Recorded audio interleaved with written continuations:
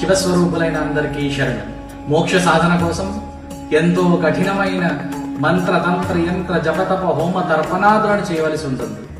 వాటితో పని లేకుండా సులభంగా మోక్షాన్ని సాధించే ఉపాయం మత్స్య పురాణంలో చెప్పబడింది.